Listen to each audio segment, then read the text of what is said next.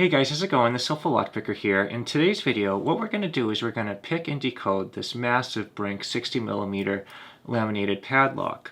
One thing I noticed was I looked at the blind code on the key and I wasn't able to find it on lock codes, so I figured let's just pick this lock and decode it and see what we can find for the key bitting. But what I'm going to do is I'm going to use one of my least favorite tools, which is going to be the Lishi M1 Lishi pick and decoder tool. I just have a really hard time using this tool to be able to pick a lock open. I don't know if it's just me, but I can never get it to align properly. So what I'm going to do is I'm going to pick it the traditional way, and then we're going to decode it with this tool. So let's see what it takes to get this lock open. So what I'm going to do is I'm going to use a bottom of the keyway tensioner, and then I'm going to use my trusty pick, and we're going to see what it takes to open this lock up. So what we're going to do is pick it the traditional way, and then we're going to see how we can decode it just by using the Lishi tool afterwards. So let's see.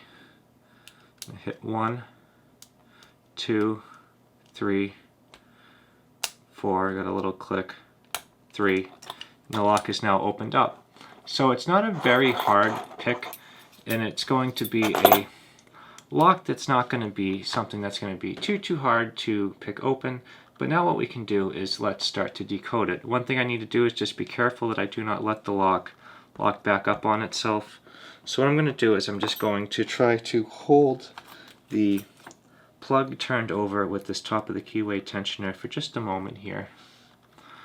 And I'm going to now insert my Lishi pick and decoder tool, but at this point I'm going to use it just for the decoding.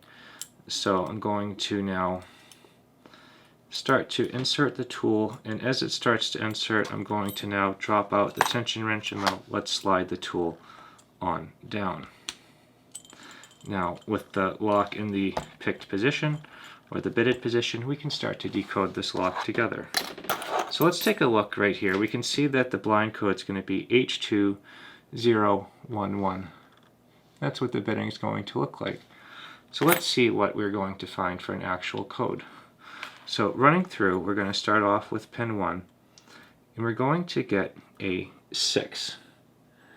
And then we're going to go on to position 2. We're going to get right around between a 3 and a 4, but I've found on this, I just go to the lower one, so that's going to call that a 3.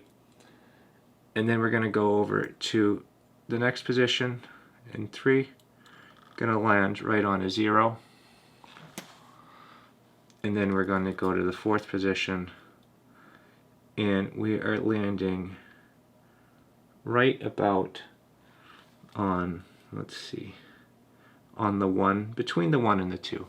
So let's do this one more time just so you can get a much better view. So going across one more time. See, we get right about the 6. Get right about on the 3. Then we're going to go over, get right there on the 0. Then we're going to go over and we're going to get right about on the 1. So what I've taken the liberty to do is I have already cut a key with the code 6301, and we're going to lock this back up. And let's see how well that is going to work. So here is going to be 6301. We can match that up against the key that came with the lock, and you can see that looks pretty good. Now let's insert our key. We're able to get an open. So I have found that this is a little bit of a difficult tool to use. One thing I don't like about it is the decoding's not perfect, but it's certainly doable. But I just find it very hard to hit the actual key pins when you are working with this, when you're using it for the pick. I pretty much never use this to pick the lock, I only use it to decode it. I really love the Lishi brand, and I really feel that they do a great job on everything else, but I don't know. Please leave in the comments below what your thoughts are on the M1 Lishi pick and decoder. I don't personally like it for picking, I do like it for decoding. I just want to say that this was a quick video showing me use it to get the code to a Brinks padlock that's 60 millimeters that I wasn't able to find the code online. I just want to say that there are many ways to do this. I could have simply just measured the key with a caliper, like with this cheap generic caliper. But I just want to say that this was a fun way to do it. But either way, guys, if you have any questions or suggestions or anything at all, please drop that right in the comment section below. If you enjoyed this video and you'd like to see more like it, please subscribe. As always, thank you so much for checking out this video, and I hope you all have a great day, and I cannot wait to see you in the next video.